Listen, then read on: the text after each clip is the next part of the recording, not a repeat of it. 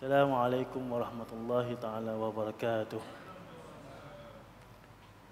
Sebagaimana dimaklumi, Ustaz Zaharuddin tak dapat hadir. Jadinya sepatutnya moderator sebelah kanan saya, Ustaz Afnan Hamimi, sepatutnya jadi moderator. Tapi dia pun terpaksalah jadi ahli panel lagi ni. Oleh kerana tak ada moderator, dua ahli panel kita ganti. Dua-dua bukan ahli panel, dua-dua moderator. Jadi kita sekarang ni kita berbincang lah. Isu biar lebih pada realistik. Reality. Bukan isu di dalam buku, isu dalam surat khabar. Isu kita tanya tentang berbincang mengenai isu reality. Anak-anak muda dan situasi hari ini. Muslimin-muslimat sekalian. Sebelum saya panjangkan cerita, saya nak bagi tahu tentang latar belakang apakah itu sekular, pluralism, liberalism. Kita tumpu tiga ni dulu. Yang feminism ke apa semua tu, itu semua ekor-ekor. Yang tiga ni kepala. Pada tahun 2005, fatwa yang dikeluarkan oleh Majlis Ulama Indonesia, MUI, pada tahun 2005, bulan Julai 2005, keluar fatwa mengatakan bahawa tiga ism ni haram. Okey.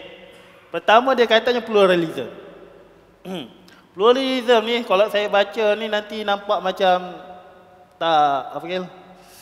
Nampak terlalu akademik. Saya memang bidang saya akademik. Kalau saya cakap nanti ke akademik, semua orang pakat pening belakang. Bila balik semua balik pening, sampai ke rumah pening. Tak pentinglah kita nak cerita tentang apakah definisi secara tepat pluralism tu. Pluralism ni begini sebenarnya. Kebanyakan orang kata pluralism ni bermacam ragam agama, bermacam ragam budaya. Kita sama-sama duduk dalam negara Malaysia ni.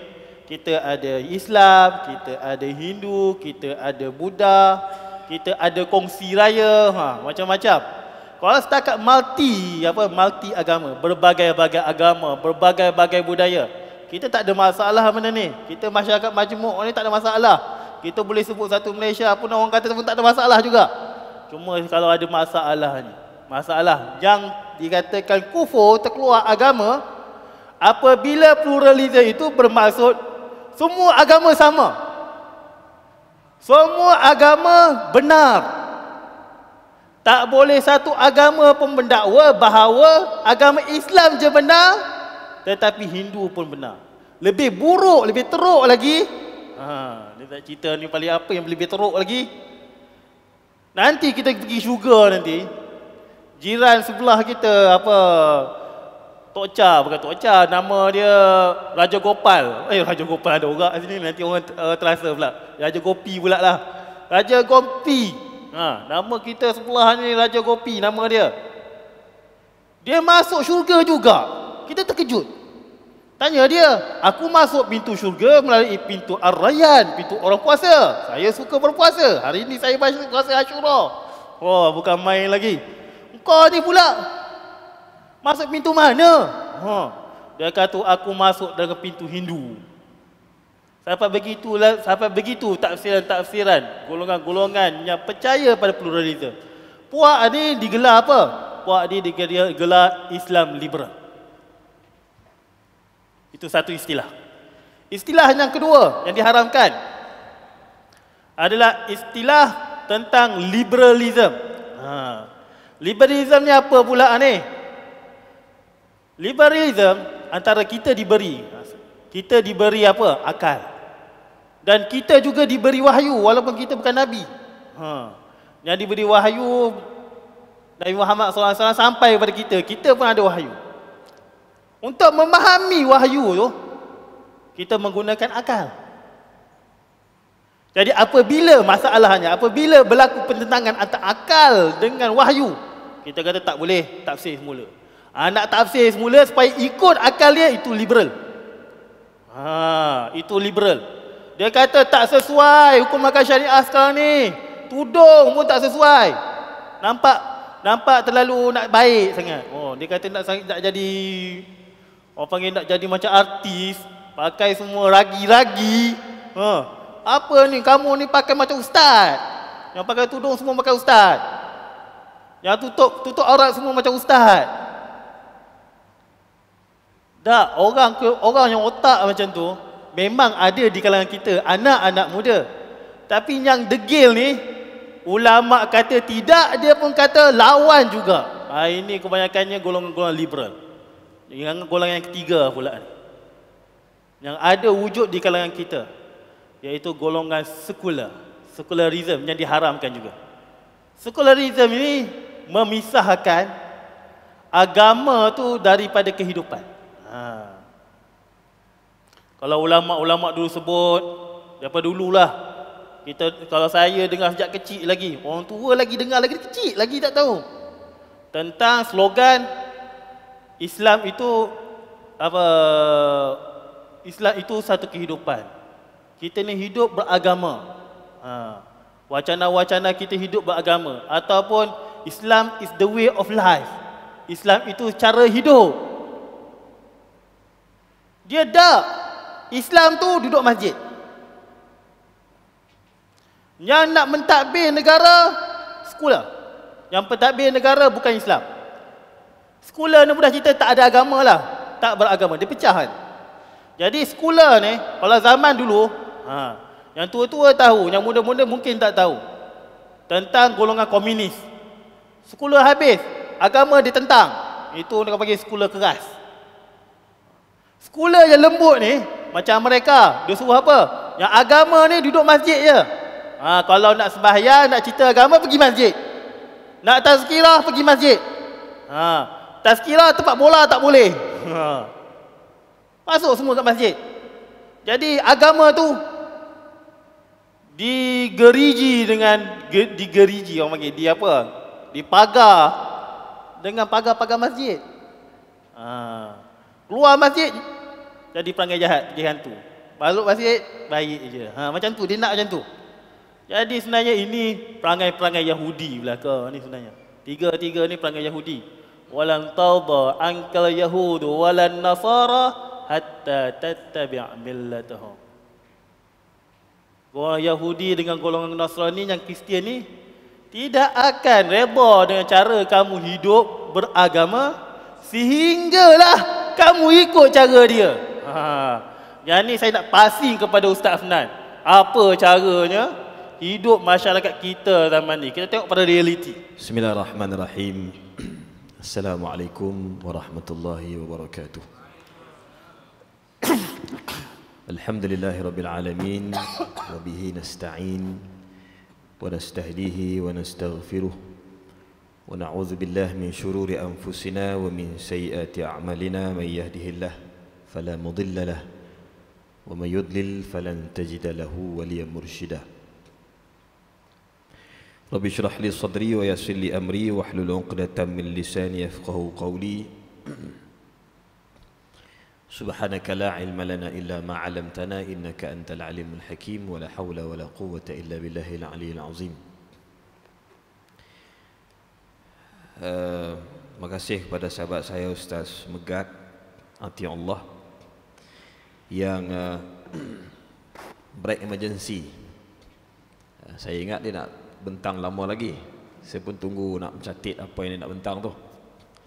Rupanya dia break emergency, dia passing bola kat saya. Jadi inilah tuan-tuan, saya datang daripada Pulau Pinang tadi ni baru sampai orang azan maghrib. Datang dengan nak tanya soalan, sebab datang ni untuk jadi moderator. Tapi bila datang rupanya kena jadi panel, kena jawab soalan pula. Jadi dua-dua moderator lah. Walau bagaimanapun muslimin dan muslimat, sahabat-sahabat, tuan-tuan, saudara-saudari yang dirahmati Allah sekalian, apa yang disebut oleh Ustaz Atiullah tadi, itulah bentuk serangan yang moden. Kalau dahulu musuh serang, kita nampak dengan mata kasar.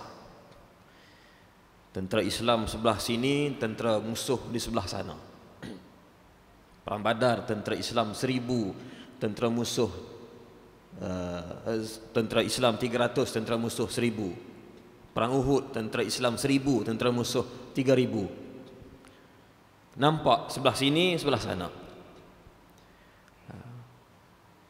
4 hari bulan baru ni nampak sebelah sana, seberang sana sekolah, ni orang dia. Sini seberang sini sekolah, orang kita. Nampak? Nampak tuan-tuan? Kalau tak nampak tu tak boleh tu.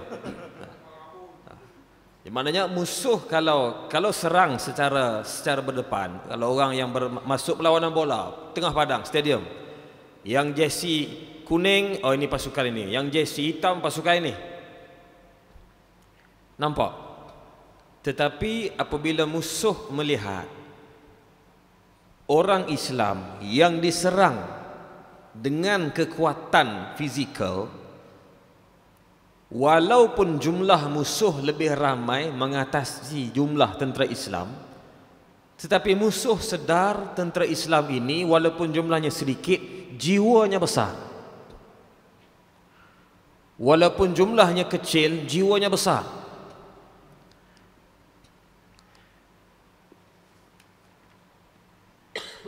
Walaupun mereka lemah dari segi kelengkapan senjata, tetapi tentera Islam menang. Ini pengalaman yang sangat menggerunkan musuh. Mereka kaji, dan memang pun serangan-serangan ke atas orang Islam ni daripada dulu sampai sekarang, bila jumlah Islam melebihi jumlah musuh, tak ada. Semua jumlah tentera musuh mengatasi jumlah tentera Islam sampai sekarang ni pun. Dari segi jumlah, dari segi kekuatan, dari segi teknologi, kecanggihan, kita serang dengan menggunakan Facebook, mereka serang menggunakan TV. Kita serang menggunakan lestik, kalau orang Kedah panggil terbih, apa nama? Lestik lah. Mereka serang menggunakan M16 kalau di Palestin. Bila sangat yang kita boleh menang, tengok logik akal tak menang, maka musuh bermula daripada saat itu, zaman dulu lagi sehingga sekarang ini, sehingga apa yang disebut tarikh oleh Ustaz Megat, Ustaz Tiullah sebentar tadi, mereka tukar bentuk serangan. Maka tahu orang Islam ni kalau diserang begitu, kita tidak boleh menang. Serangan yang kita nak buat ialah serangan dalam bentuk halus yang disebut sebagai ghazwatul fikri, ataupun serangan pemikiran. Caranya ialah mereka mengkaji, menubuhkan beberapa pasukan pemikir, Rand Corporation dan sebagainya. Macam mana caranya untuk kita menanggalkan pakaian Islam daripada tubuh orang Islam? Caranya ialah kita bawa Islam yang lain, yang diterjemahkan dalam bentuk yang lain, supaya orang Islam ni keliru mana Islam yang original, mana Islam yang tak original. Nampak lebih kurang sama, tapi tak serupa. Maka Islam yang tak original ini kebanyakannya ditafsir, diterjemah, ditunjukkan menggunakan akal, disebut oleh Ustaz Abdullah tadi. Maka lahirlah liberalisme, pluralisme, sekularisme dan isma-isma lain. Baik. Soalannya, sebab saya datang dengan soalan, maka saya tanya soalan, saya jawab sendirilah. Soalannya, mengapa serangan ini baru kita sedar? Walhal sudah sekian lama, puluhan tahun, bahkan mungkin kalau kita ambil daripada sejarah kebangkitan Rasulullah SAW 1000 tahun yang lalu, mungkin lebih daripada itu, Islam ini diserang pemikirannya. Kenapa sekarang ini baru kita sedar? Kenapa sekarang ini baru kita bicarakan? Forum di sana, tulisannya dalam surat khabar, di dalam televisyen bercakap tentang liberal, bercakap tentang pluralisme. Kenapa baru sekarang disedari? Jawapannya ialah kerana manusia ini diberi oleh musuh dengan dua senjata. Ditembak oleh musuh, diracun ataupun dibelenggu oleh musuh dengan dua senjata. Senjata pertama ialah senjata kejahilan.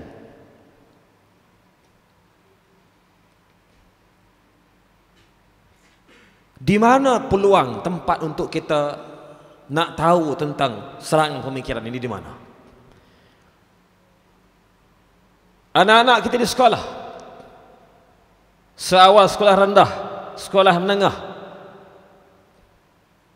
berapa subjek, berapa jam dia ajar tentang mata pelajaran ataupun subjek pendidikan Islam itu. Bahkan sehingga sekarang subjek pendidikan Islam tidak menjadi subjek teras dalam peperiksaan. Anak-anak kita di luar lebih kecewa kalau dia fail bahasa Melayu daripada fail pendidikan Islam. Setuju tuan-tuan? Sebab kalau fail pendidikan Islam, lulus bahasa Melayu baik, matematik semua subjek teras, dia boleh sambung pengajian tinggi, dia boleh masuk universiti, dia boleh ambil bidang apa yang sesuai dengan kelulusan dia. Tapi kalau dia fail bahasa Melayu, no, repeat balik.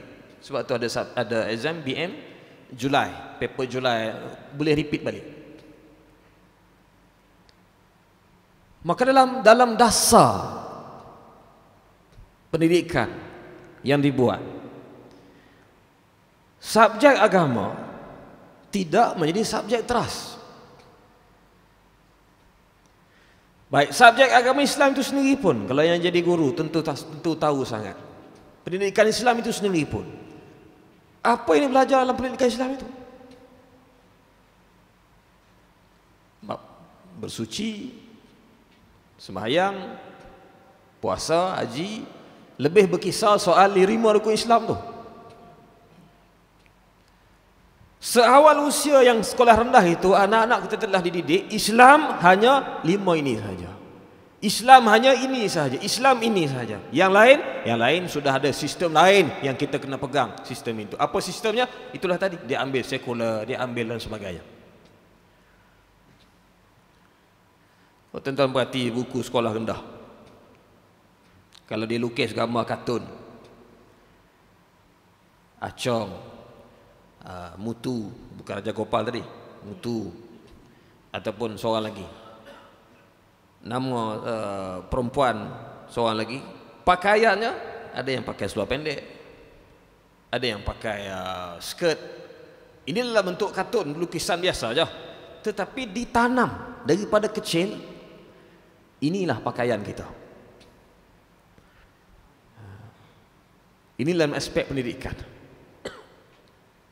Sebab itu ada orang kata dalam subjek, contoh subjek geografi ataupun sekarang ni dulu dipanggil apa, ilmu alam, zaman tuan-tuan dulu sebut alam semula jadi. Sebenarnya tak berapa tepat alam semula jadi ni, sebab tidak ada benda yang jadi sendiri, semua jadi dengan kuasa Allah.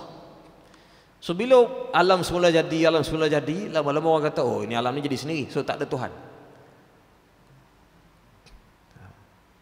Baik, itu dalam aspek pendidikan, skop pendidikan.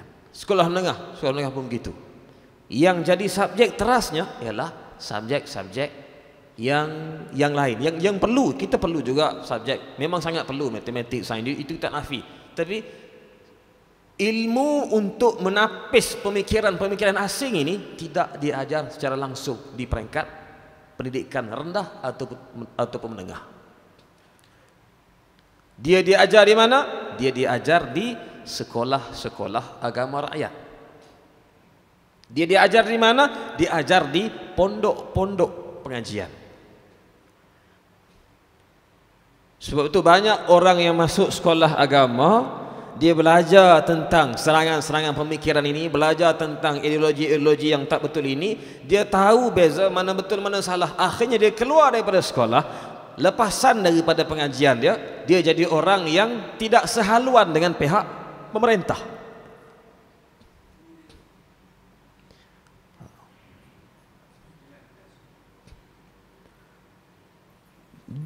Bila dikesan sekolah agama raya ini tempat untuk orang jadi cerdik, ya, sebab dia boleh beza baik buruk.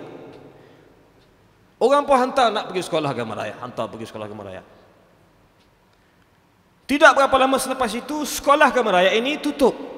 Kenapa tutup? Kerana dihentikan bantuan per kapita sekolah agama raya.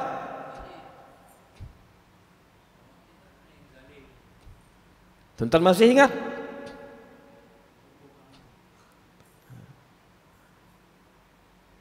Dahulunya ada subjek STU ataupun STA, Sijil Tinggi Agama, Sijil Tinggi Agama. Peringkat tingkatan 4 ada SMU, SMA, Sijil Menengah Agama, Sijil Menengah.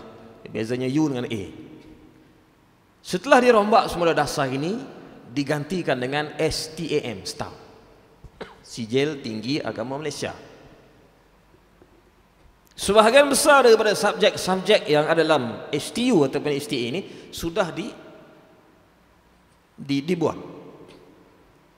Kalau dahulu dalam subjek itu adanya ulumut tafsir, adanya usul fiqh, adanya qawaid fiqhiyah, adanya ilmu mustalahul hadis, adanya segala-gala macam ilmu yang ada. Yang orang belajar ilmu ni, dia boleh tahu, oh ini pemikiran yang tak betul, oh ini pemikiran yang salah. Dibuang ilmu itu, digantikan dengan subjek-subjek lain yang namanya STAM. Yang akhirnya sekarang ini orang sudah semakin tak kenal ilmu tersebut. Sebab tu sekarang ni kalau tuan-tuan nak panggil orang syarah tentang usul fiqh, jarang nak jumpa. Kalau ada pun pada tutup guru lama-lama dulu, orang-orang alim dulu. Yang lepasan muda-muda ni ada tapi tak ramai yang menguasai. Kenapa? Kerana itu kesan. Orang nak pergi sekolah tak belajar ilmu tersebut, tinggal. Masuk sekolah agama rakyat, dihentikan bantuan per kapita, bantuan keuangan, tutup sekolah agama. Guru tak mampu sebab gaji tak dibayar 2-3 bulan. Elektrik tak boleh bayar, tutup. Akhirnya orang keluar sekolah agama rakyat, nak pergi mana? Tak ada pilihan. Terpaksalah juga ikut sistem yang ada sekarang ini. Orang datang ke masjid nak mengaji, mendengar kuliah, mendengar khutbah hari Jumaat. Teks khutbah Jumaat dikawal.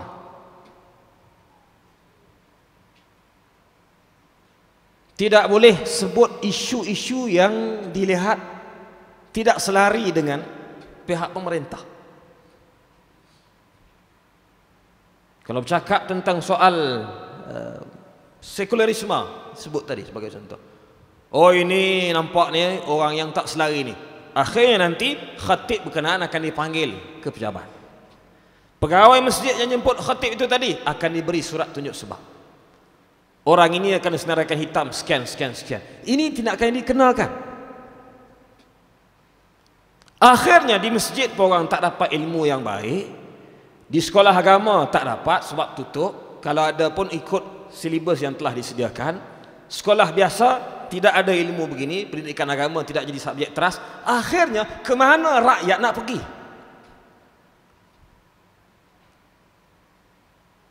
Bolehkah mereka bezakan ini sekular, ini liberal, ini pluralisme, ini bolehkah mereka bezakan yang begitu baik?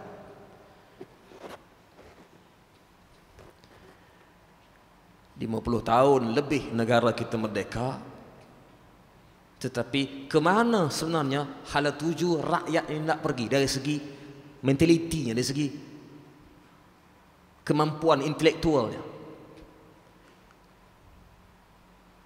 Hadirin hadirat yang dirahmati Allah sekalian. Sebab itu apabila kita bercakap tentang sebab ataupun faktor, di samping faktor diri sendiri, orang itu sendiri, sebagian besarnya adalah faktor suasana, bi'ah, surrounding, persekitaran, waqi'. Yang mana persekitaran ini dibentuk oleh polisi-polisi dan undang-undang yang sedia ada. Baik, kita ambil contoh.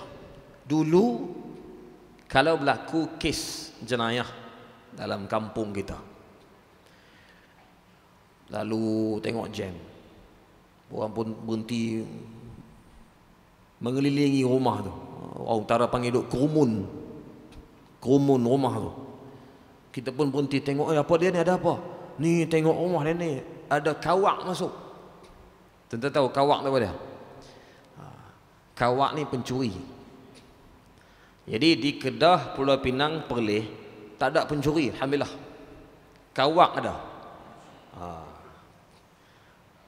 Jadi tuan-tuan kalau tak ada nak pergi tempat negeri tak ada mencuri, itulah negeri utara. Pencuri tak ada tapi kawak ada. Kawak mencuri yang itulah lah. Orang pun pergi tengok pasal apa ni. Oh, rumah ni, serumah saya ni kawak masuk semalam, dia ambil TV, dia ambil ni, dia ambil apa semua segala barang mah.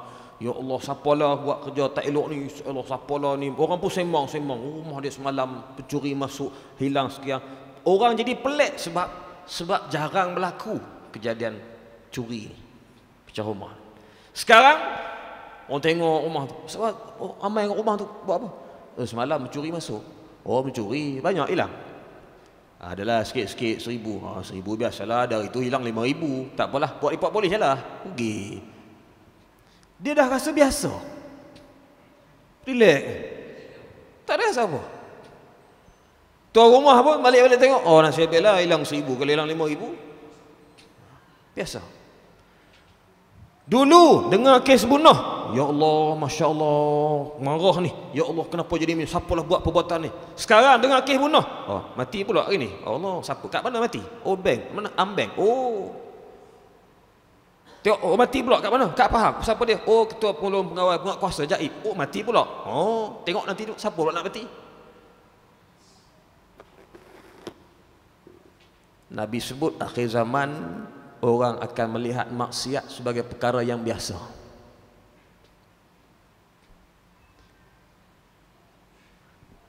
Dulu masyarakat sangat sensitif dengan budaya Melayunya, dengan hormat orang muda kepada orang tuanya. Sekarang dulu kalau anak balik rumah lewat malam, tak lewat mana pun, waktu maghrib, masuklah rumah, ayah nak keluar rumah pergi masjid, dia tahu ayah nak lalu pintu ni, dia kona masuk ke pintu belakang, tak nak selisih dengan ayah, sebab dia tahu ayah mesti marah. Kalau dia balik rumah lalu depan ayah, ayah jegir mata dia, kelang kabut masuklah bilik, tutup, tak keluar lah, takut. Cerita dulu. Sekarang dia balik rumah, ayah tengah baca paper, dia masuk dalam ruang tamu, ayah pun turun paper, tengok kat dia, jegir dia, dia pun jegir balik ayah. Ayah kata, dia tanya, ada apa ayah tengok? Tak ada apa saja, tengok balik kira apa. Oh, tak rasa takut, tak rasa hormat. Lalu dekat simpang, ada anak muda, ada orang duduk sembang-sembang, lalu seorang nak pergi masjid, nampak saja Tok Lebay lalu, terus dia bangun, jom kita balik, no, ada Tok Lebay lalu, lagi malulah kita, balik. Sekarang Tok Lebay lalu, pakai kopiah ke, tak pakai kopiah ke, ni waktu maghrib ni, memang maghrib dah pun, dah azan tadi, jom kita pergi masjid. Tak apalah, Pak Cik pergi dulu, saya nanti pergi kemudian. Kamu tak takut mati? Mati okey, sebab mati kubur asing-asing, tak ada masalah. So ini kualiti yang ada pada hari ini. Tak payah bercakap lah pelajar di sekolah macam mana, pelajar yang sudah tidak hormat guru. Hari ini pagi, kalau pagi gurunya marah pelajar itu kerana tak buat kerja sekolah, petang nanti tayar cikgu, tayar kereta dia pancit. Okey lagi lah pancit, cermin pecah, kena toreh, diguris dengan besi ataupun sebagainya. Guru hari ini pergi sekolah sudah tidak lagi seperti dulu. Dulu pergi sekolah nak mendidik, nak mentarbiah. Guru dahulu adalah muallim dan murabbi. Kenapa? Karena suasana yang ada sudah menyebabkan kita semakin jauh daripada Islam. Kenapa jauh? Kerana adanya 3 perkara yang disebut oleh Ustaz Atiyullah tadi: liberalisme, pluralisme, sekularisme. Sebasing semula bola ni kepada Ustaz Atiyullah. Masih lagi sekitar sekular, pluralism dan sekularism. Sekularism, pluralism, liberalism. 3. Saya dapati tahun lepas ada NGO Islam buat wacana Islam apa semuanya sekali lah. Dia keluar buku, dia mencadangkan supaya Islam tu sama taraf dengan agama lain. sama taraf dengan mazhab Syiah. Sama taraf dengan agama Bahai, minoriti pun. Tak ada pun, semua nak bagi sama taraf. Kemudian dicadangkan supaya perlembagaan Malaysia tu, bukan perlembagaan Malaysia, bagaikan dia Islam tu yang duduk atas tu turun tarafnya. Ganti, naik atas tu sekolah. Dia kata wajar sekolah duduk atas, Islam agama lain semua duduk bawah. Sebab apa? Dia kata sekolah tak anti agama. Sekolah boleh laksana semua sekali. Pandangan ni bercanggah dengan agama. Islam tu tinggi, tidak tinggi, lebih tinggi daripada tu. Bahkan kita sepatutnya berjihad fi sabilillah. Fi sabilillah tu maksud apa bila ditanya Rasulullah? I'la kalimatillah. Angkat agama Allah supaya tinggi. Tapi ada golongan ni, dia nak Islam tu turun. Bila saya bising 100 degree saya pusing. Tak ada siapa nak sambut. Yang sambutnya orang tak suka je lah. Tiba-tiba muncul Komanggo. Komanggo tahu Komanggo? 52 NGO yang mencadangkan supaya Islam letak dalam perlembagaan turun. Biar gantikan sekolah. Barulah sibuk-sibuk Persatuan Peguam Islam nak pergi ke Geneva, nak perang benda ni. Padahal saya bising lama dah. Tak ada orang nak sambut pun. Sebab apa? Dia nampak orang kafir baru nak menyerang. Padahal ada orang Islam fikir macam tu. Saya dah kata sejak tahun lepas ni, sejak bulan berapa? Bulan 5 lagi. Selepas pilihan raya saya sebut golongan-golongan yang menjokong lesbian, gay, bisexual, transsexual. Bisexual ni dua seks. Macam mana tak tahu. Transsexual ganti seks. Daripada lelaki tukar perempuan, perempuan tukar lelaki. Ada banyak lagi istilah lagi, LGBT. Tahun lepas lagi dia orang buat sexuality merdeka dekat Cameron Highland. Tak ada siapa bising. Ada kat situ NGO atas nama Islam sokong. Termasuk sistem Islam. Sistem Islam kita kenal lah. Bila saya ceramah, saya kata kafir. Golongan-golongan ni murtad. Dia kata Ustaz Atiullah suka mengkafirkan orang. Suka mengkafirkan orang. Padahal memang bercanggah agama. Itu amalan-amalan kaum Nabi Lut. Yang ditegah agama. Nak kata Islam apa lagi? Baru bulan ni timbul dah surat khabar Profesor Muhammad Kamal kata siapa sokong LGBT kafir murtad. Sebab apa? Sebab timbul isu Komanggo. Yang saya tak timbul isu Komanggo, semuanya senyap belaka, duk dengar belaka. Ini sebenarnya penyakit dalam diri kita. Kita biasa tengok ada golongan-golongan gay ni. Lebih-lebih lagi kat mana jalan Taib apa? Bukan Taib Izamuddin, Taib apa tu? Roh Haji Taib. YB Taib Izamuddin baik orangnya. Kita kenal, imam negara.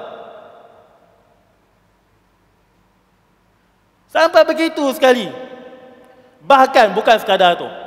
Antara tuntutan Komanggo, supaya menghalalkan LGBT dan menghapuskan undang-undang syariat Islam dalam negara. Benda ni pernah dituntut kat Singapura. Singapura tolak. Islam tak tolak dah. Kena tolak. Dah ada isu macam ni baru kita tenganga. Padahal saya dah sebut dah. Berkali-kali banyak tempat. Yang sokong LGBT orang Islam juga. Bukan orang kafir. Bukan sekadar sokong sekolah naik atas. Bukan sekadar nakkan agama tu sama rata, pluralism. Bukan saja tak usah ikut otak liberalism. Nak halalkan yang haram berat-berat tu, fahsya orang panggilnya, kekejian.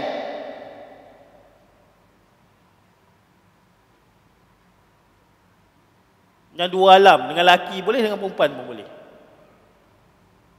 Pun dihalalkan juga. Ada tempat di KL ni juga. Saya orang PJ, saya tahu. Ada pertubuhan, dia akan bertukar-tukar wife dia, bertukar-tukar bini. Tak rasa cemburu ke? Tak rasa jijik ke? Kau bagi makan isteri, tengok dia hari-hari, dialah kita tengok hari-hari. Nak kata kita jemu pun, dialah kawan kita. Tapi dia tukar. Dia juga yang jaga anak kita, tu juga dia tukar. Tapi ini ada dalam situasi masyarakat kita. Dan muda-mudi kita diajar benda ni. Muda-mudi kita diajar melalui apa?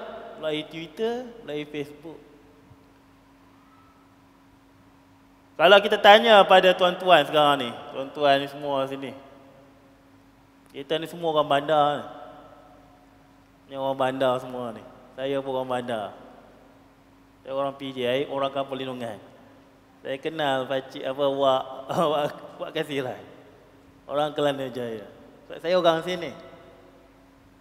Bagaimana nak buat anak kita ni tak terikut perangai mereka?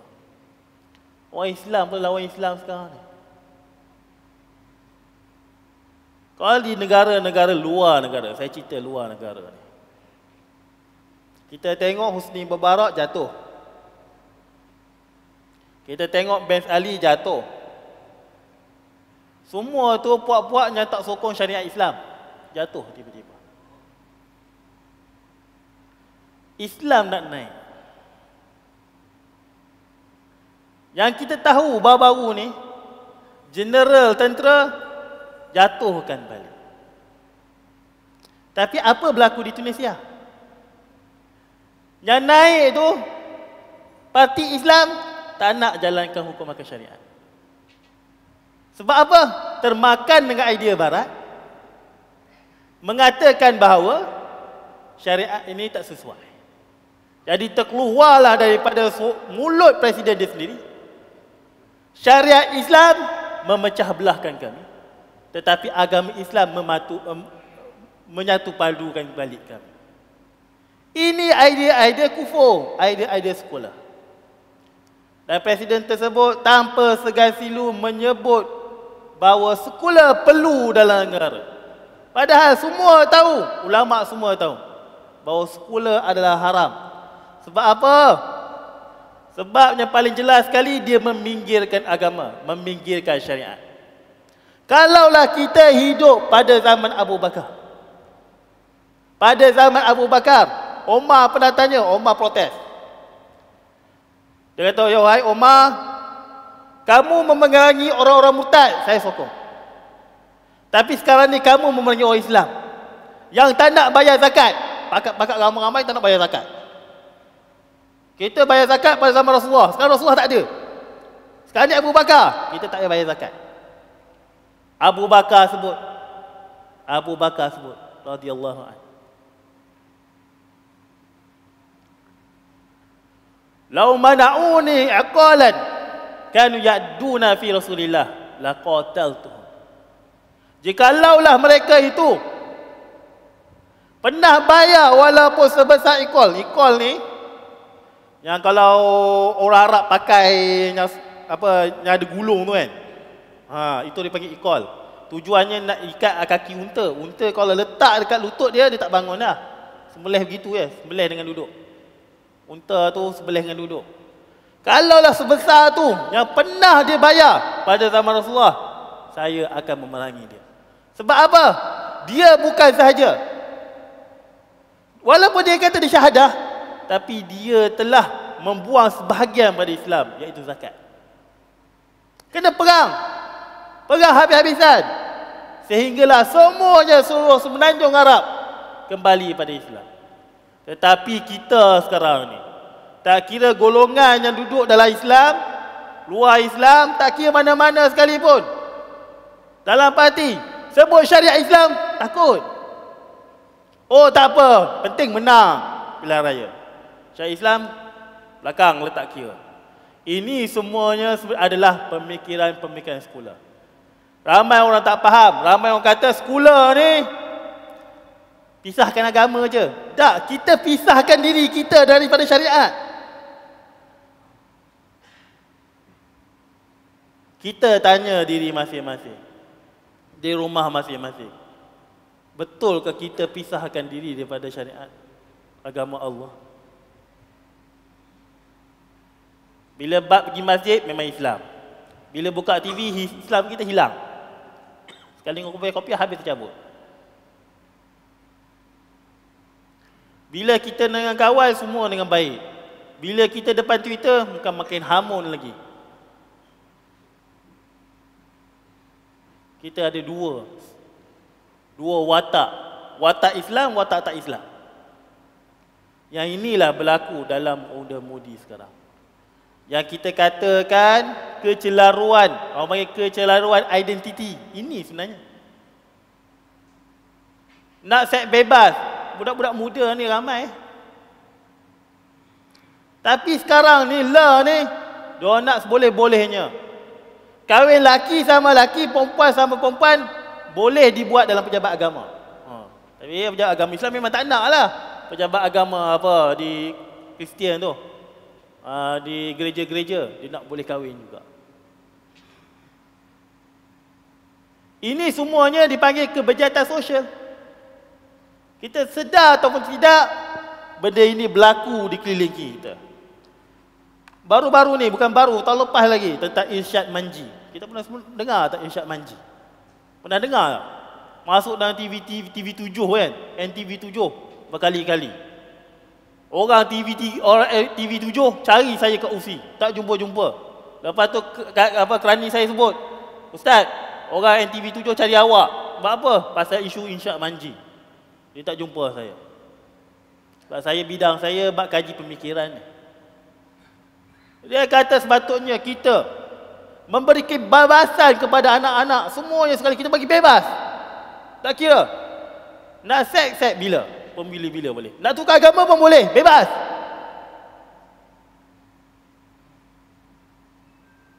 Idea sebegini disokong juga NGO Islam. Hari ini saya terbaca berita Marina Mahathir mengamuk. Sebabnya orang tuduh dia tu sister Islam. Saya sebut begini kepada siapa yang mendengar. Kalau tahu pertubuhan tu haram, banyak benda dibuat haram, keluarlah. Burukkan nama kamu je. Dia marah sebab apa? Orang kata Marina Mahathir dalang. Saya tak kata ada orang lain kata. Nanti dia pula mengamuk kat saya. Hati Allah, Marina Mahathir pula keluar dalam surat khabar, hati Allah perlu dipecat daripada UFI sebabnya sebut saya ni dalang. Saya tak sebut dia dalang. Orang sebut tu salah. Dia terpalit sebab apa? Ada kaitan dengan SIS, mungkin ada kaitan dengan Komando. Itu betul ayatnya. Sebab apa?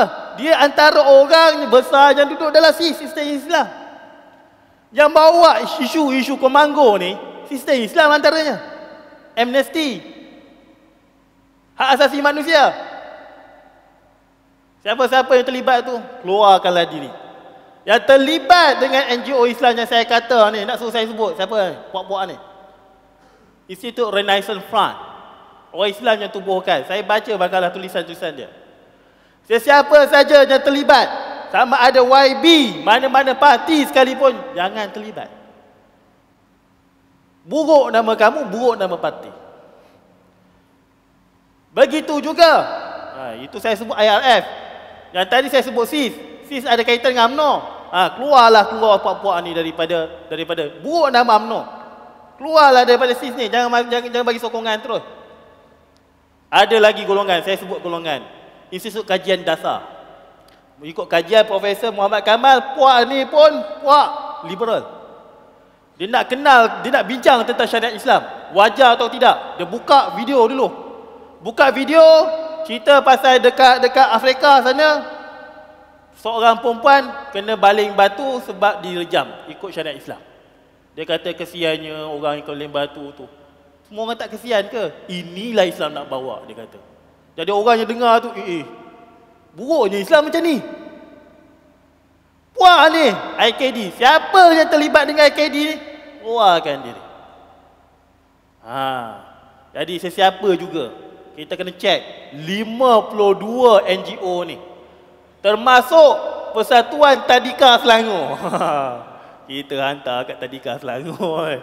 Persatuan Tadika Selangor. Kalau dia terlibat, jauhkan diri. Jangan hantar anak kita kat situ.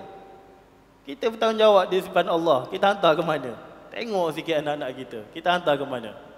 Mentang-mentang nak suruh anak kita pandai bahasa Inggeris. Hantar sekolah yang ramai Cina, ramai Kristian. Kalau hantar kat Melayu ni tak berkembang. Lebih-lebih lagi sekolahnya ramai India. Dia kata tak boleh, kita hantar Cina. Supaya apa? Pandai. Rupa-rupanya bukan sekadar pandai bahasa Inggeris, pandai berpangaian kapir. Jadi benda ni, saya baru nak hantar bola kat dia, dia dah lari. Saya baru nak hantar bola. Saya kalau cerita-cerita banyak sekalipun, benda ni masalah. Banyak-banyak sekalipun, kalau kita cerita banyak masalah, kita fikir pula kat rumah, banyak masalah ni. Tapi kita kena hadapinya. Nak tak nak kita kena hadapi. Saya cerita di negara Malaysia. Hari itu kita menang dah isu tentang kalimah Allah. Ramai orang tak setuju lah apa semuanya sekali. Ramai tak setuju, ramai setuju, ramai tak setuju. Ada di kalangan orang Islam, tak Islam, sama aja. Tapi masalahnya ialah kita kalau berbeza pendapat, kita kena menghormati. Tapi isunya orang-orang bukan Islam bawa isu kalimah Allah ni juga ke Komanggo atau ke Geneva. Geng-geng Komanggo ni bawa ke Geneva. Semuanya sekali, semuanya nak diadukan kepada PBB. Kenapa berlaku ni? Dia ada rentetannya. Sebab kita terikat dengan human right, hak asasi manusia. Dia ada pertubuhan hak asasi manusia yang dia cek seluruh negara-negara dunia ni supaya ikut dengan undang-undang antarabangsa. Seboleh-bolehnya Malaysia pun ikut undang-undang kapir ni. Tu dia nak sangat tu. Jadi nak tak nak, pergerakan Islam semuanya ke satu. Desak kerajaan. Dan desak juga orang-orang yang NGO Islam yang ikut kapir tu, supaya bersatu tentang sekolah. Dan kita ajak juga supaya seluruh negara-negara Islam gembeling tenaga bawah nama OIC, walaupun tak ada pun OIC tu pun, sepatutnya bersatu padu, bincang macam mana ada orang kafir di dalam negara kita nak seboleh-bolehnya. Kita ni murtad, kita ni boleh gay, kita ni boleh lesbian, anak-anak kita semuanya sekali. Ini sebenarnya realiti antarabangsa sekarang ni, dan realiti dalam masyarakat kita. Nak tak nak, kita terpaksa, bukan terpaksa, kena juga ambil tindakan. Kadang-kadang kita rasa mana seorang lagi nak hantar bola ni. Kadang-kadang kita rasa aku tak ada masalah pun, rumah aku okey, anak aku okey.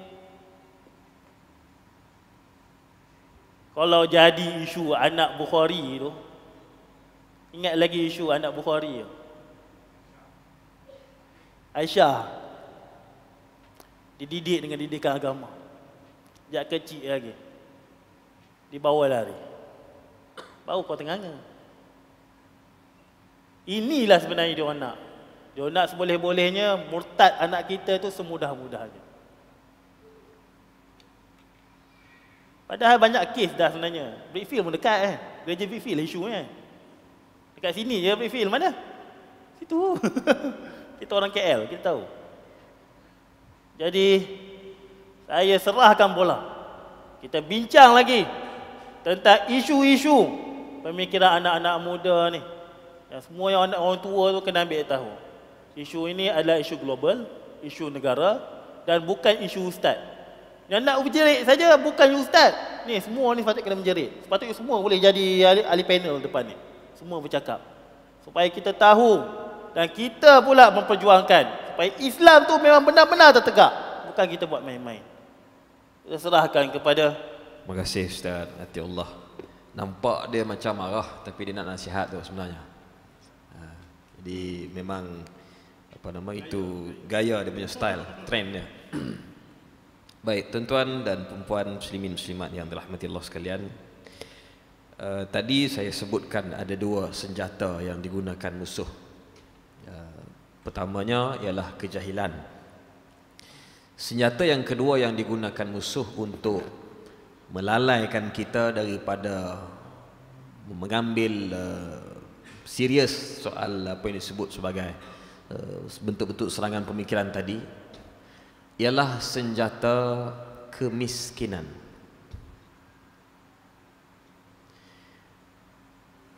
Kita daripada dulu sehingga sekarang, kalau kita lihat garis kemiskinan ataupun peratus kemiskinan, sebenarnya tidak banyak beza. Dan inilah dua senjata yang digunakan oleh Firaun,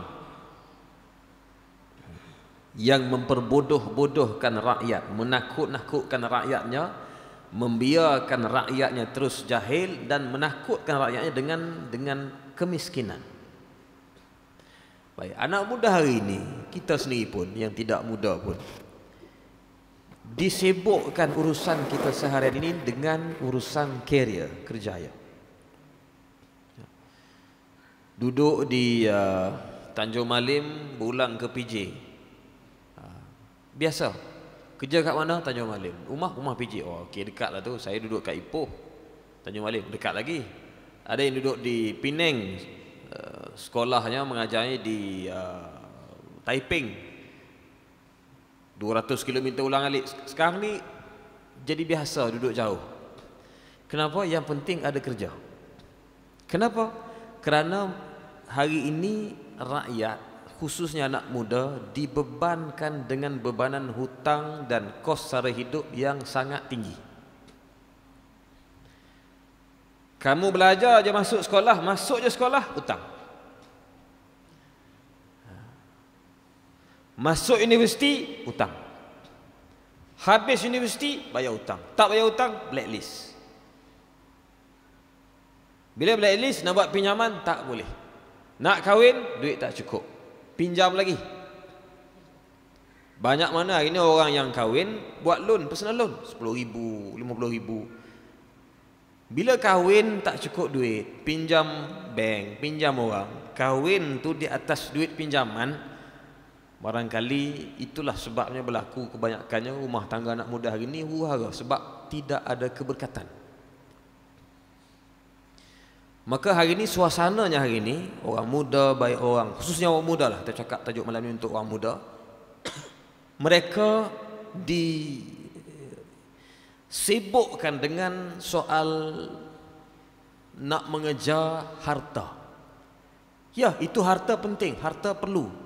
Ini salah satu daripada benda yang kita kena jaga dalam Islam, maqasid syariah ialah hifzul mal, memelihara harta. Tetapi hari ini orang diajar untuk bertuhankan kepada harta.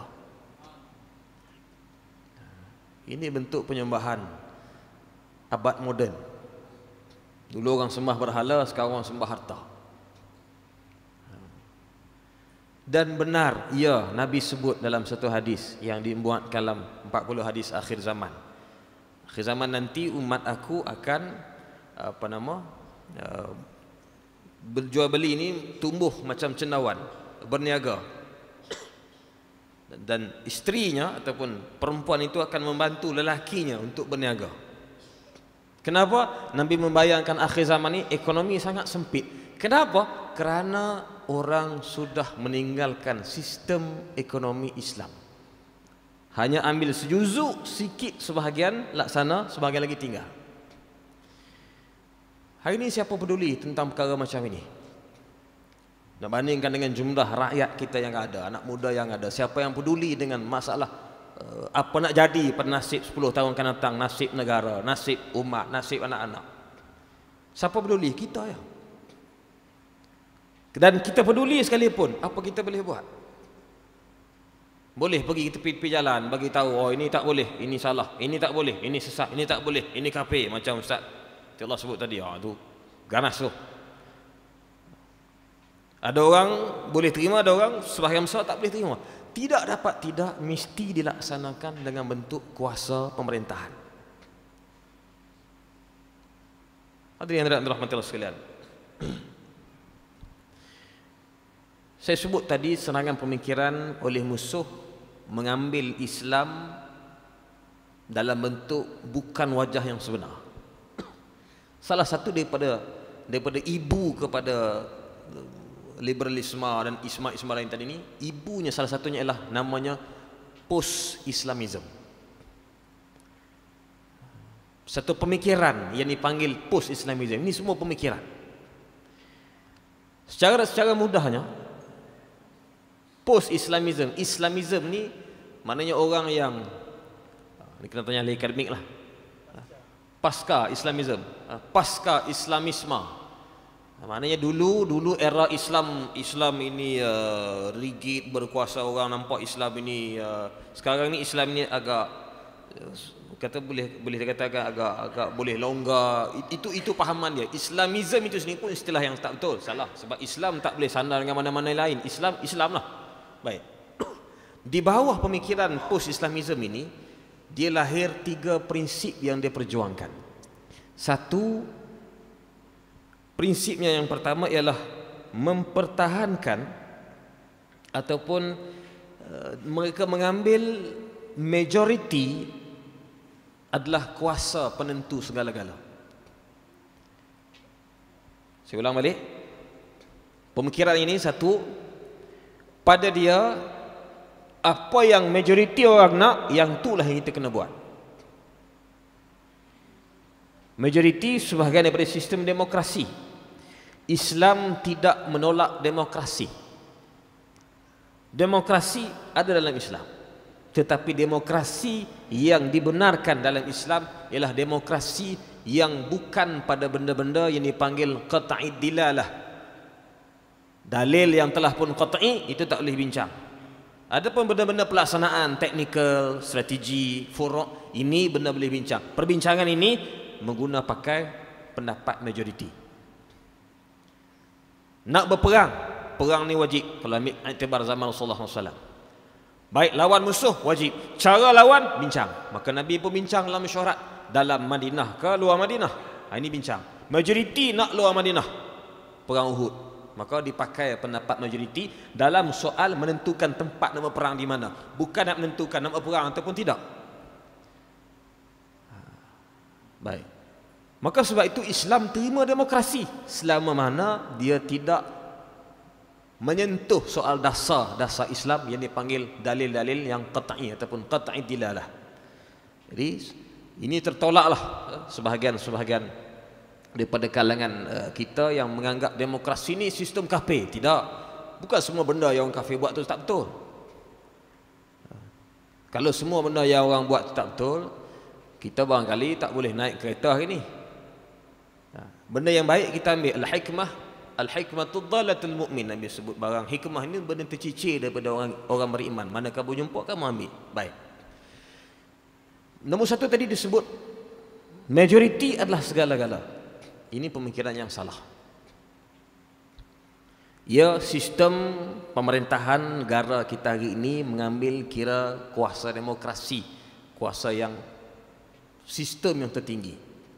Tetapi dalam Islam, demokrasi kita sebut tadi hanya pada perkara yang furu', bukan pada perkara usul.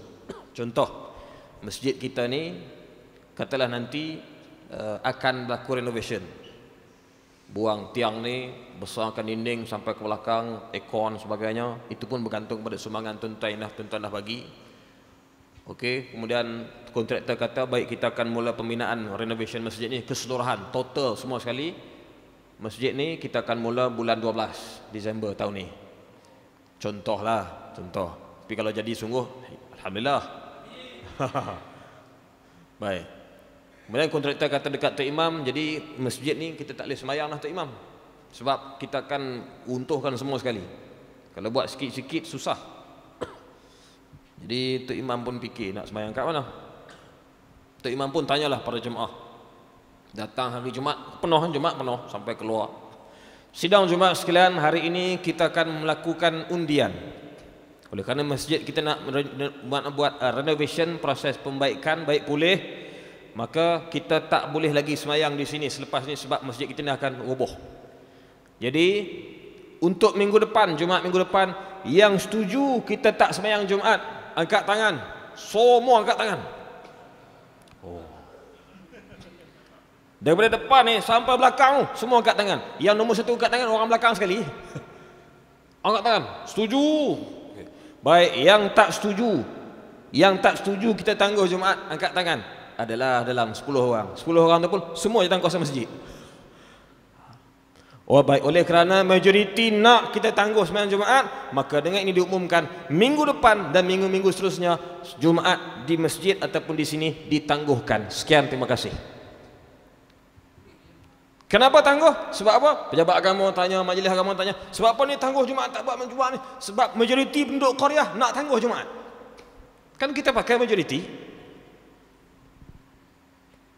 Nampak? Walaupun majoriti setuju dengan perkara tersebut, kalau ianya batil, tetap batil. Sekalipun ramai sokong dia, ramai setuju dengan pandangan A ni batil, walaupun ramai setuju, batil. Sebab itu kemenangan Islam tidak diukur di atas jumlah undi ataupun jumlah angka atau jumlah majoriti. Kalaulah diukur atas jumlah majoriti, Nabi yang paling gagal atas dunia ni Nabi Nuh AS.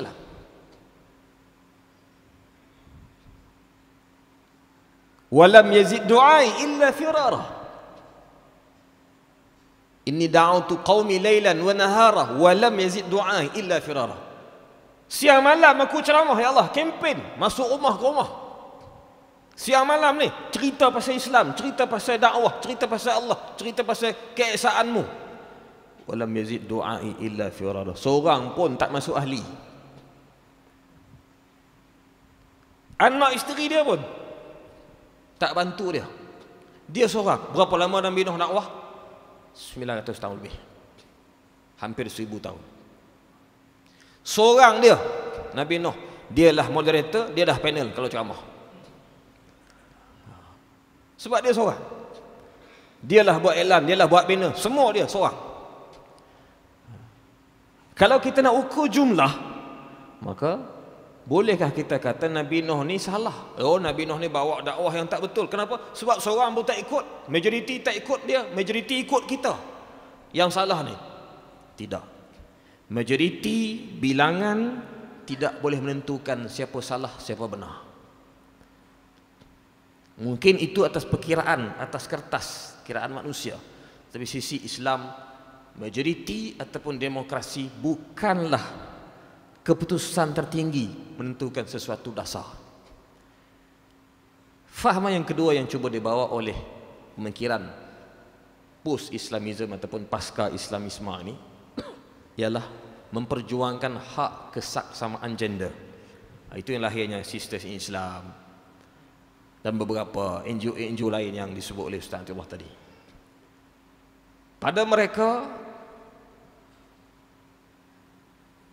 zaman abad milenium ini, abad yang sekarang ini, mesti ada gender equality, kesaksamaan gender. Orang laki-laki perempuan mesti sama.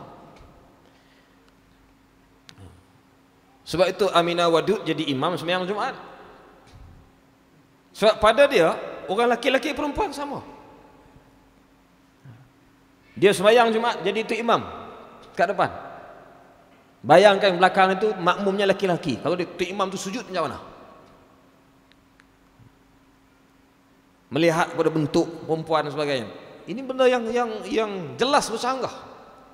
Tapi bagi dia, kalau orang laki-laki jadi itu imam, kami perempuan pun nak jadi itu imam juga, orang laki-laki duduk belakang. Orang laki-laki boleh pegang jawatan tertinggi sekian-sekian. Kami pun nak pegang jawatan tinggi. Kalau orang lelaki jumlah 50% daripada penjawat awam itu mesti wanita, sebagai contoh. Kalau kami orang perempuan mengandung, beranak, bersalin, kami nak orang lelaki pun bersalin juga. Mengandung juga. Asyik kami yang perempuan mengandung, orang lelaki tak mengandung. Cuba tuan-tuan bayang kalau orang lelaki mengandung macam mana? Ada yang mengandung tapi tak beranak-beranak. Itu yang ramai lah. Kalau orang lelaki ni mengandung 3 bulan gugur dah. Bawa van, bas sekolah, naik tingkat 12, kontraktor, jadi kontraktor bangunan, buat kerja-kerja lasak orang lelaki. So ada benda yang perempuan, wanitanya Allah Ta'ala bagi kelebihan, orang lelaki Allah bagi kelebihan. Ini tak persoal dah. Nabi Adam dengan Siti Hawa ada peranan masing-masing. Wa ja'alnakum inna khalaqnakum min dzakarin wa unsa. Memang ini Allah Ta'ala buat. Tapi orang yang berfahaman ini yang disebut tadi ini oleh Ustaz Abdullah sebentar tadi, laki-laki perempuan mesti sama. Dan fahaman ini telah menyerap masuk dalam sebahagian besar gerakan Islam di dunia dan ada tempiasnya di Malaysia. Kalau 100 orang calon pilihan raya, 50 mesti muslimat. Kalau 50 orang muslimin, 50 muslimat, baru adil, fair, sama. Contoh, walhal calon itu ditentukan, seorang pemimpin itu dilantik ditentukan bukan kerana jantina, tapi kerana faktor lain, sebab lain. Baik. Yang ketiga yang diperjuangkan oleh mereka ini ialah soal mempertahankan hak asasi manusia, human rights, yang disebut oleh Ustaz Abdullah tadi. Apa saja benda orang nak buat, biarkan, ini hak mereka. Kalau tuan-tuan masih ingat lagi dalam 3-4 tahun yang lalu, persatuan gay dalam golongan LGBT ni, persatuan gay ni, dia buat ijtima' tahunan, muktamar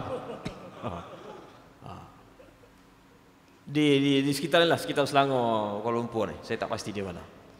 So dalam ijtima' dia tu, dalam muktamar itu ada usul daripada perwakilan-perwakilan datang daripada seluruh pelosok negeri.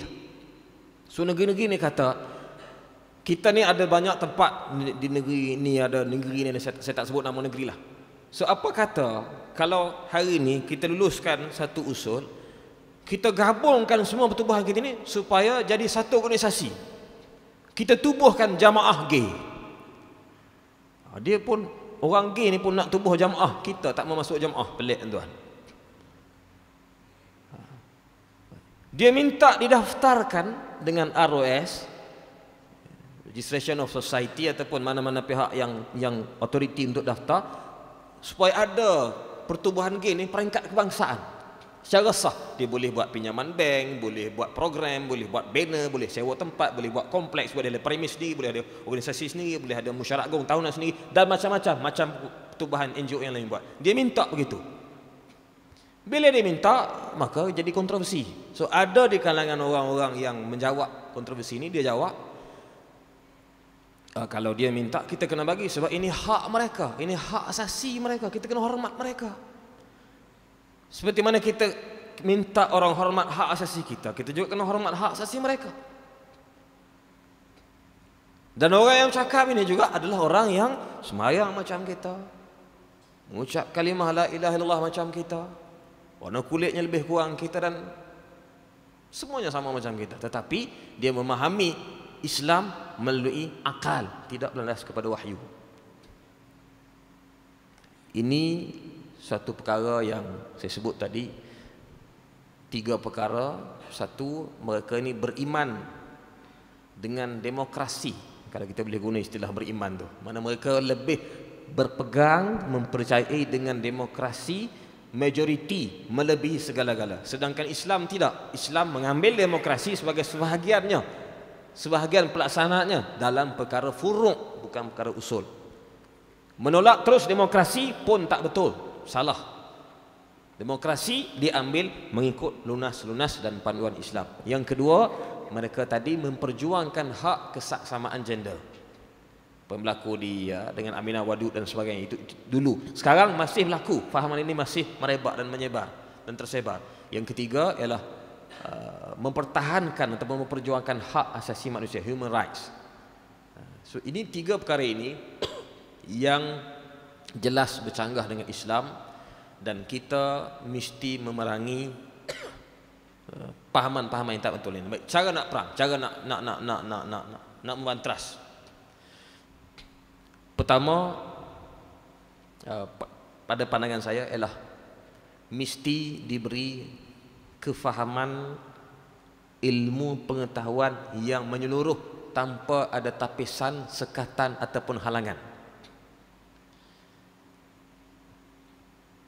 Mesti dibenarkan dalam mana-mana institusi agama, baik di pangkat masjid, qaryah, televisyen, sekolah, mesti diubah mana-mana yang patut diubah silibus itu, supaya Islam ini orang tengok subjek di sekolah, orang mengaji di masjid, orang dengar khutbah Jumaat, orang dapat faham Islam yang sebenar. Bukan Islam slogan, bukan Islam tempelan, bukan Islam rekaan, bukan Islam retorika mana-mana pihak. Mesti diberi. Sebab kalau diberi peluang ini, yang untungnya Islam. Tidak ada pihak yang rugi, semua orang setuju. Tuan, kita nak takut apa dengan orang non-Muslim? Orang non-Muslim sekarang ni nak belajar Islam.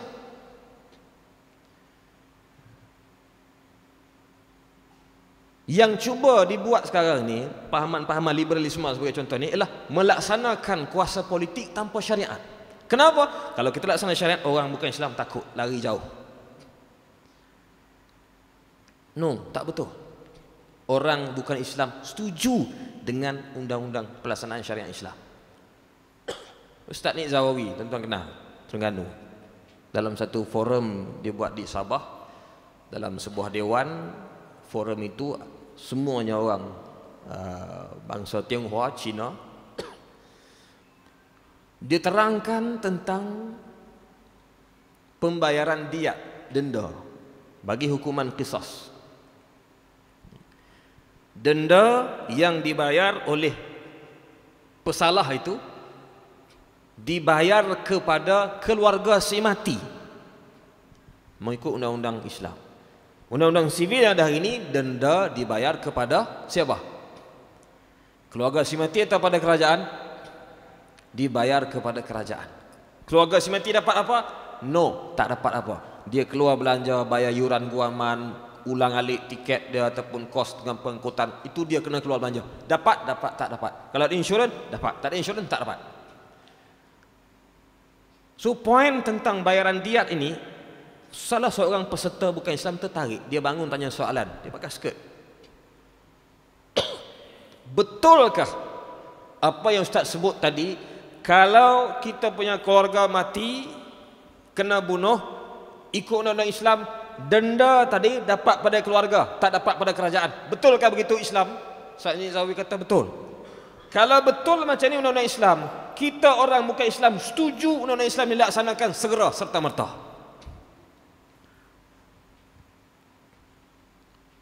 Sebulan yang lalu kita forum anjuran info Institut Pemikiran Fadil Noor. Salah seorangnya YB Wong Kahwah, Adun Bukit Kening di Perak, Adun DAP, Cina. Dia lepasan UIA, dia ambil subjek bahasa Arab dan dia dapat B. Cina. Kita kalau ambil bahasa Arab fail mengalih. Bukan masjid ni lah, masjid lain. Dia dapat B. Dia tahu undang-undang Islam. Dan pada dia setuju undang-undang Islam dilaksanakan. Cuma isunya lah isu tak selari dengan perlembagaan, tafsiran perlembagaan itu. Itu saja, technical issue. Dia boleh terima. Baik, nak bagi tahunya ialah kenapa orang bukan Islam hari ini semakin hari semakin minat dengan Islam. Dalam satu mesyuarat di Pulau Pinang, saya daripada Pulau Pinang, mesyuarat dengan Yang Amat Berhormat Ketua Menteri Saudara Lim Guang Eng, Cina. Kita orang Islam. Mesyuarat mula pukul 11 pagi lebih kurang, habis dalam pukul 2, pukul 3 begitu. Di pejabat dia di Komta. So tengah-tengah meeting azan Zuhur.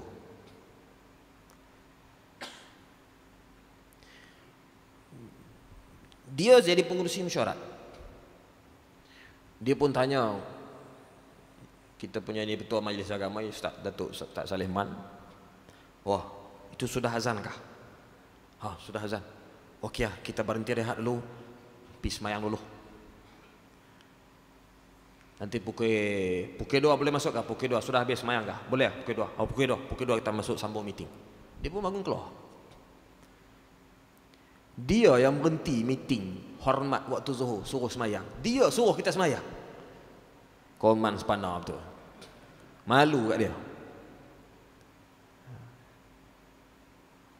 Kalau dia orang muka Islam yang tak suka pada Islam, dia tidak akan berhenti waktu mesyuarat yang penting itu untuk menghormati waktu zuhur, suruh orang pergi semayang zuhur.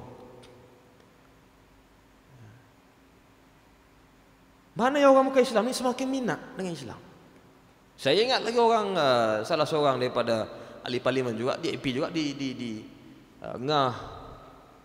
Ngah Komeng di Taiping masa itu, buat majlis bersunat beramai-ramai. Dia cari duit, ahli parlimen pembangkang ni tak dapat peruntukan. Dia cari duit, cari derma sana sini, cari duit, panggil semua budak-budak yang nak bersunat dalam kawasan itu, bersunat berkhatan beramai-ramai.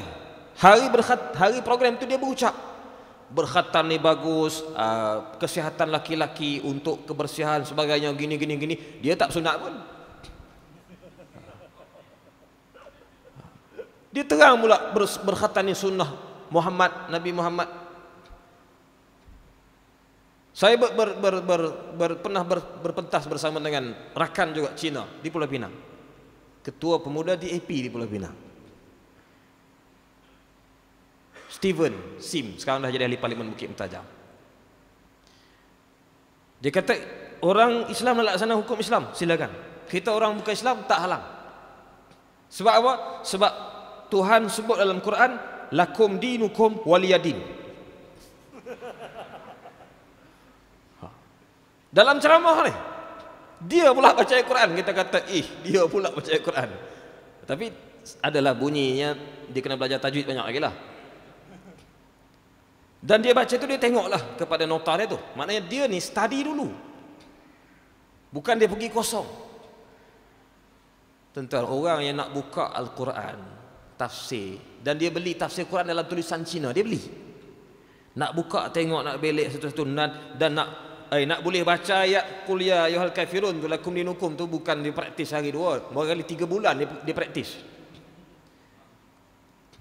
Maknanya orang bukan Islam, bila orang Islam berkawan dengan mereka terbuka hati untuk mendekati Islam. Mereka telah buang persepsi-persepsi yang tak betul tentang Islam. 50 tahun lebih mereka faham Islam ni dalam wajah yang tak betul. So langkah kita untuk memberi faham kepada orang ialah kita mesti menyampaikan ilmu ini termasuk kepada orang bukan Islam. Ini bukan musuh, orang bukan Islam ni bukan musuh, kita kena berkawan. Nabi pun buat begitu. Yang kedua, langkahnya, sebelum saya passing bola kepada siapa pula, kita buka soalan. Kalau tuan-tuan nak habis awal, tak payah tanya soalan. Kalau ada soalan silakanlah. Baik. Langkah yang kedua pada pandangan saya adalah tidak Islam mesti mendapat kuasa tertinggi dalam struktur pemerintahan. Kalau Islam tidak ada kuasa untuk dilaksanakan secara menyeluruh, maka Islam hanya ada pada syiar sahaja, tidak pada syariat. Mudah-mudahan sedikit perkongsian daripada kami malam ini tentang tajuk yang diberikan pada malam ini, walaupun mungkin ada yang menepati atau ada yang tidak menepati, tapi ala kulli halnya boleh memberi info dan sedikit pengetahuan, memberi sedikit keberkatan ataupun pengetahuan maklumat baru kepada kita. Tuan-tuan sekalian, terus kita buka kepada soalan sekiranya ada daripada penonton-penonton di studio. Soalan saya kepada dua orang Ustaz, Ustaz Atiullah dan juga Ustaz Afnan. Okey, soalan pertama kepada Ustaz Atiullah. Okey, nak tanya kepada Ustaz Atiullah, pernah tak Ustaz Atiullah pergi ke Sukirin, Kampung Pendamaian Sukirin? Mana tu? Kampung Pendamaian Sukirin, di mana tempat bekas-bekas askar komunis di kampung Di Malaysia, Malaysia. Di Selatan Thai. Oh, Tak pernah. Okey. Untuk pengetahuan Ustaz Atiullah tadi ada sebut bahawa komunis menghalang keagamaan. Kalau Ustaz Atiullah pergi kepada kampung Pendamaian Sukirin, di sana siap ada surau, di sana regimen ke-10 Parti Komunis Malaya siap ada surau. Dan untuk pengetahuan Ustaz Atiullah, Rashid Maidin adalah seorang guru agama yang mengajar mengaji. Dan mungkin Ustaz Atiullah ada pendapat mungkin ada Karl Marx menyatakan adalah agama candu kepada agama candu masyarakat. Tetapi kalau kita lihat wakil Karl Marx pada waktu itu, di mana golongan agamawan menggunakan agama melindungi pemimpin yang korup, di mana agama ketika itu kalau ada dosa just bayar duit diampunkan dosa. Dan ketika itu Karl Marx mengatakan agama sebagai candu masyarakat. Tetapi komunisme ini kita tahu daripada sosialisme adalah jambatan untuk menuju kepada komunisme. Dan sosialisme ini ditulis oleh Ibnu Khaldun dan dibukukan semula oleh Karl Marx. Kemudian Karl Marx Syekh Ali Syariati dia menafikan, dia membentak kenyataan Karl Marx yang kita lihat tidak pro kepada agama. Dan Ali Syariati melihat komunisme ini adalah satu benda yang sosialistik, iaitu hubungan antara manusia kepada manusia. Itu yang dilihatlah. Dan jika kita lihat, Ali Syariati menyatakan bahawa agama sosialisme langsung tidak bercanggah dengan agama Islam, kerana dia adalah nilai antara manusia dan manusia. Itu adalah apa soalan saya. Ini adalah satu perbincangan, jadi saya nak tanya pendapat inilah. Dan soalan daripada Ustaz Afnan, sebenarnya soalan ni bukan daripada saya, tapi soalan ni daripada Pening. Soalan daripada Pening untuk Ustaz Afnan. Dia katanya seseorang sahabat daripada Pening, dia tahu Ustaz Afnan akan ke sini dan dia berikan soalan lah kepada saya. Soalan pertama, tanya Ustaz Afnan, apakah pengertian tentang liberalism? Dan keduanya, apakah liberalism itu adalah satu ideologi? Yang ketiga, apakah kaitan liberalism dengan komunisme dan sosialisme? Keempat, soalan ni saya nampak macam tak berkait, tapi dia ada kaitan juga. Kenapa jemaah Islam asyik cuci otak pengikutnya dengan wala', sedangkan bukan konsep wala' itu datang daripada 10 rukun bai'ah? Ikut Imam As-Salbanah, wala' itu nombor 8, sedangkan nombor 1 adalah al-fahmu. Kenapa ini tidak dititik beratkan dalam wala' dan wala' jadi zikir? Nombor 6, bukankah wala' ini dalam konteks kepatuhan total lagi teruk bahaya ni daripada feudalism? Okey, itu saja soalan saya. Wallahu a'lam. Ginilah, sosialisme tu apa benda?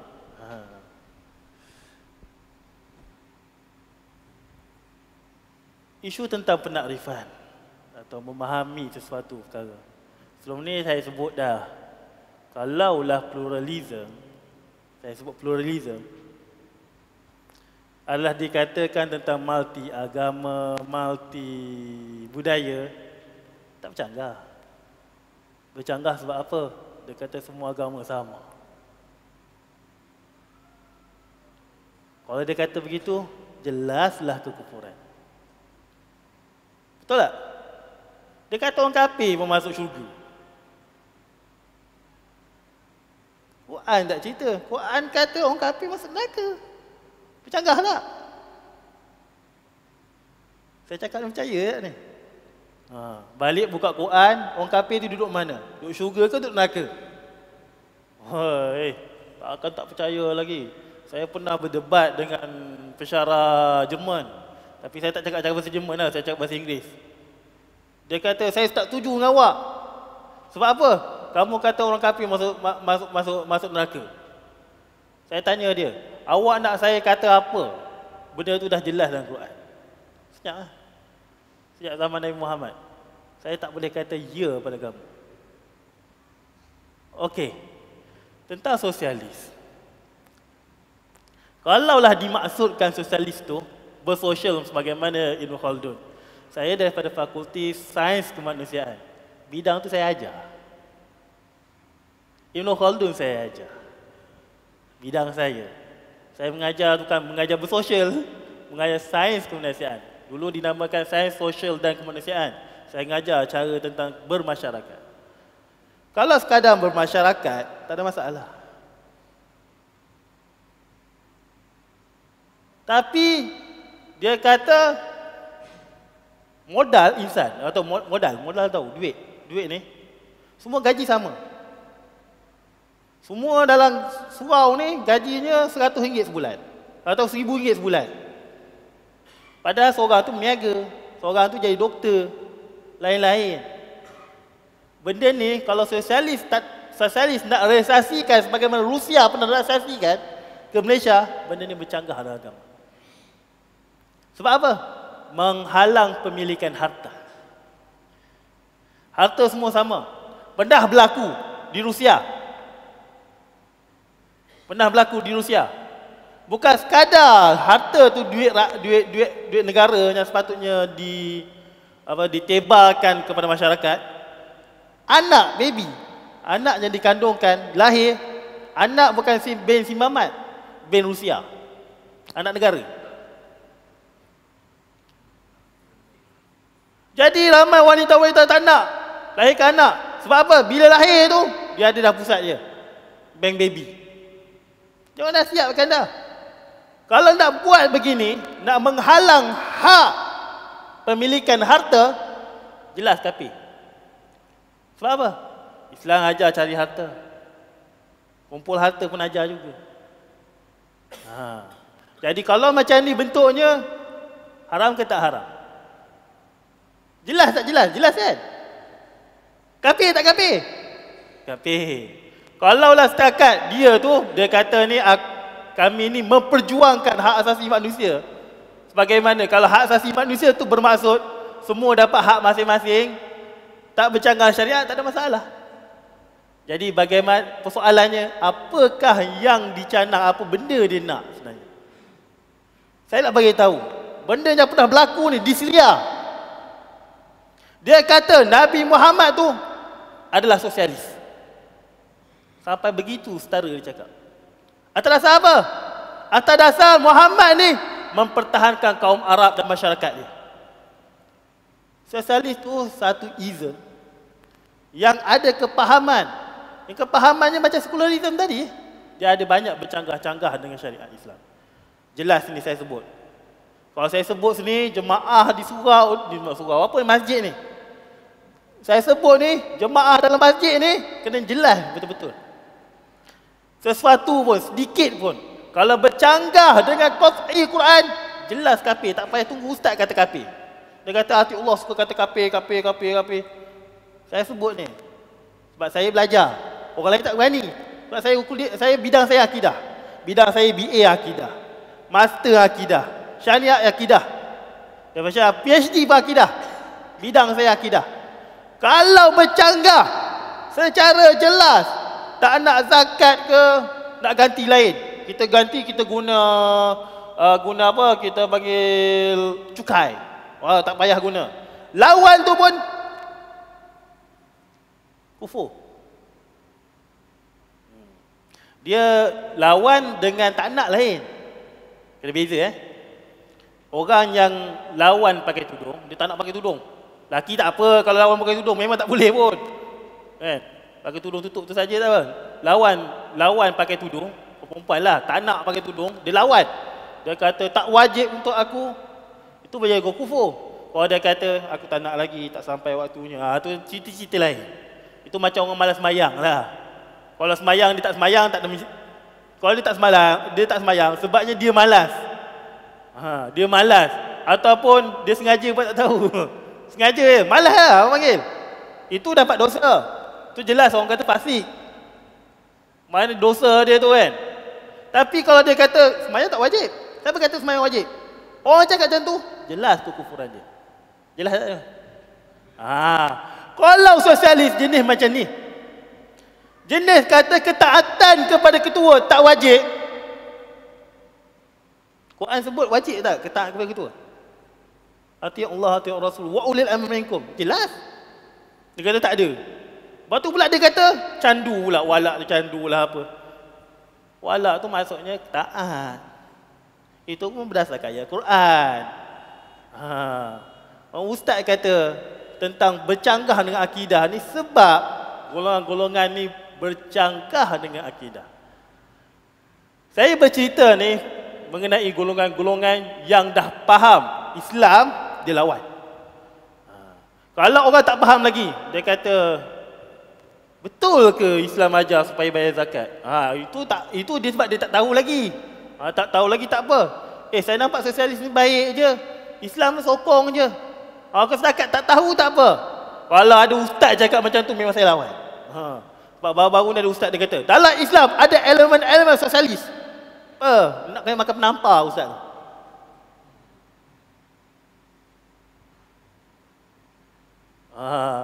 Jadi kena faham istilah. Kalau faham istilah, duk juga macam tu memang kena layak pernah makan penampar. Jadi selebihnya bagi Ustaz Fnan dulu. Orang nak suruh saya jawab semua. Tadi soalan apa tadi? Saya tulis apa yang disoal kepada saya?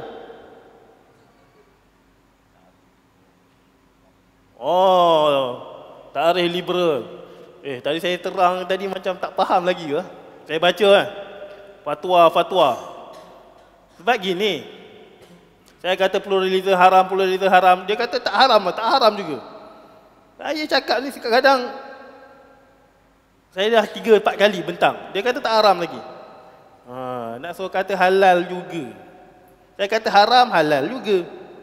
Jadi saya baca sebiji-sebiji supaya nampak. Ini saya baca daripada fatwa daripada Indonesia. Okey. Pluralisme agama adalah suatu faham yang mengajarkan bahawa semua agama adalah sama dan kerananya kebenaran setiap agama adalah relatif. Semua agama, dia kata, boleh jadi betul, boleh jadi salah. Oleh sebab itu, setiap pemeluk agama tidak boleh mengklaim, tidak boleh mendakwa bahawa hanya agamanya sahaja yang benar, sedangkan agama yang lain salah. Pluralisme agama juga mengajarkan bahawa semua pemeluk agama akan masuk dan hidup berdampingan di syurga. Ini kufur. Okey. Liberalisme agama. Tadi liberalisme tadi kan. Liberalisme agama adalah memahami nas-nas, iaitu ayat-ayat Al-Quran dan Sunnah tu, dengan menggunakan akal fikiran yang bebas dan hanya menerima. Tak nampak pula. Nak kena pusing ni. Yang hanya menerima doktrin agama yang sesuai dengan akal dia. Kalau tak sesuai dengan akal, tak terima.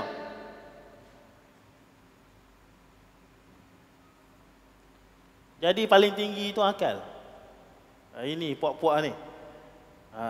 Jadi ketentuan hukum mengikut fatwa ni, pluralisme, sekularisme dan liberalisme agama sebagaimana dimaksudkan pada bahagian tadi yang saya baca tadi adalah faham bertentangan dengan ajaran agama Islam. Ini fatwa daripada Indonesia. Dan telah disambut fatwa ni oleh JAKIM pada tahun selepasnya 2006. Menyebut pluralisme haram. Dan dia tak sebut liberalisme haram. Dia sebut mendahului akal berbanding wahyu. Liberalisme tu haram.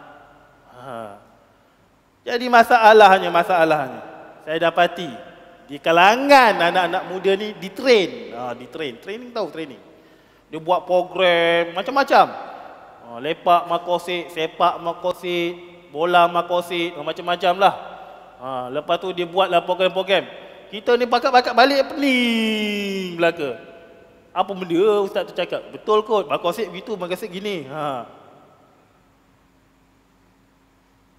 Nak tahu apa benda makosid dia orang ajar. Saya sempat tengok. Dia kata apa? Sekularisme. Makosid syariah. Makosid maksud tujuan agama. Tak fahamkan tujuan agama. Masuk tujuan agama. Pernah berlaku zaman Imam Ghazali. Ada golongan kata kami tak wajib semayang. Dalilnya sebab apa? Dia kata maqasid syariah. Tujuan agama. Tujuan agama. Tujuan sembahyang adalah untuk mencapai tahap bersama dengan Allah Subhanahu Wa Taala, capai tahap tinggi dari segi ibadat, roh, jiwa bersih. Bila dah sampai tahap kebersihan jiwa, dah jadi wali, sembahyang tak wajib. Tak apa, tujuan dah sampai, dah capai. Tak payah wajib, tak payah sembahyang. Puasa tak payah. Itu tak apa, tambah tahap wali kedua. Wali tahap peringkat kedua. Saya nak cerita ni. Yang ni hati dia suci, bersih. Buat dosa berzina pun tak menggugat kebersihan jiwa. Berlaku zaman Imam Ghazali ni. Buat dosa pun tak gugat. Wali Songo pun kalah. Wali Sengau. Kali ni zaman moden ni. Oleh kerana ini pun ada juga doktor-doktor cakap, oleh kerana masyarakat Malaysia dah sampai kepada keadilan, adil dan sama, hudud tak perlu. Sebab apa? Hudud tu untuk menegak keadilan. Sebab apa? Keadilan tak perlulah hudud. Jadi kalaulah kiranya kita dah ada, masyarakat kita dah adil, hudud letak ke tepi. Samalah kalau orang dulu. Sama. Jadi yang selebihnya yang saya tak ingat, memang tuju daripada Pulau Pinang tu dicari kamu. Jadi Ustaz Afnan jangan lagi. Wallahu a'lam. Baik, terima kasih kepada yang bertanyakan soalan tadi.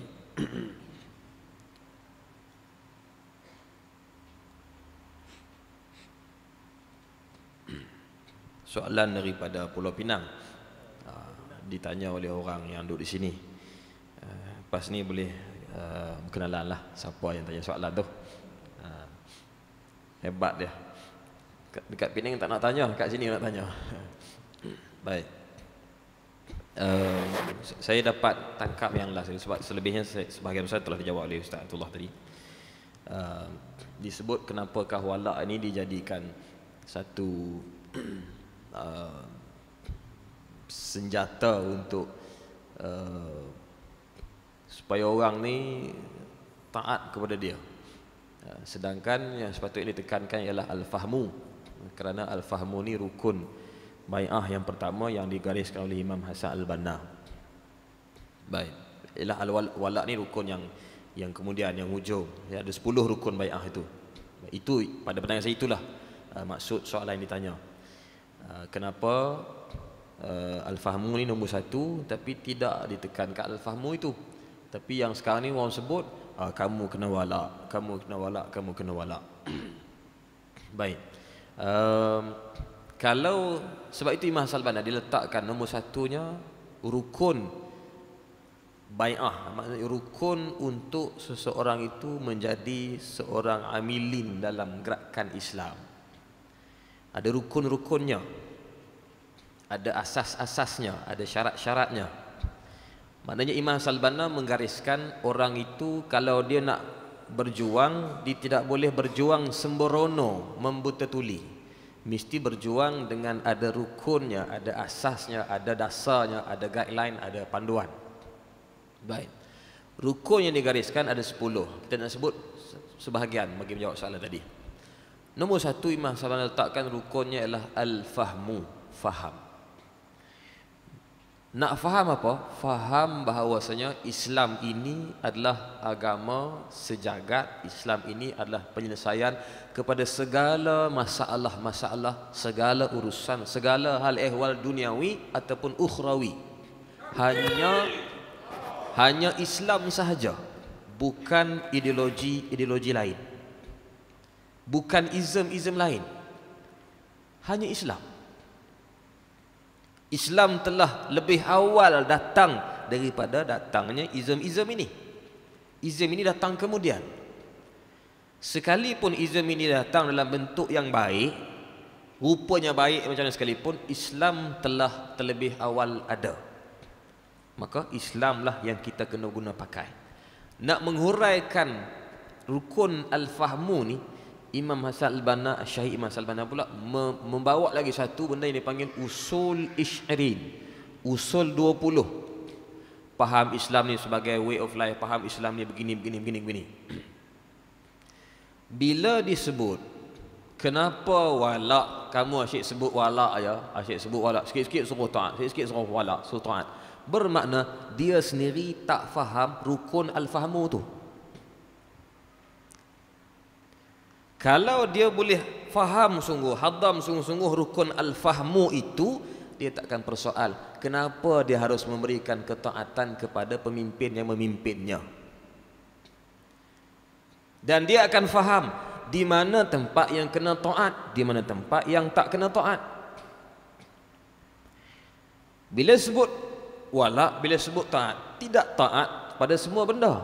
Taat hanya pada perkara yang selari dengan syarak. Benda yang bercanggah dengan syarak tidak boleh kamu taat, bahkan wajib kamu lawan. Ketaatan seorang isteri kepada suami selagi mana suami itu mengarahkan pada benda yang selari dengan syarak. Kalau suami suruh isteri berzina, tak wajib taat pada arahan suami. Kalau taat, berdosa pula. Kalau isteri itu patuh arahan suami, suami suruh berzina, berzina. Suami suruh buka aurat, buka aurat. Sebab apa buka aurat ni? Suami suruh, maknanya kamu tu tak faham apa itu walak, apa itu taat. Jadi saya kira itu jawapan yang boleh menjawab secara mudah, jawapan mudah kepada soalan yang nak ditanya tadi.